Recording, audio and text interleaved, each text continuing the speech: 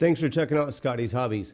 Today, you're looking at what I found on the Altamont on Friday, February 24th, 2023, here in Northern California. It's not too often you see stuff like this.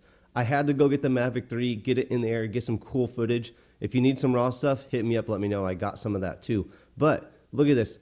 Looking south, more towards San Jose, you can see the hills down there in the distance that get snow usually every couple of years-ish. But the amazing thing is snow on the Altamont around the windmills. This is super dope. Being from around here, being born and raised around here, this is a really cool occasion. Looking around, it looks like paradise right now. You come back in a few months, you're like, what in the world? Everything's brown. The golden hills are here. Where's all this green snowy stuff?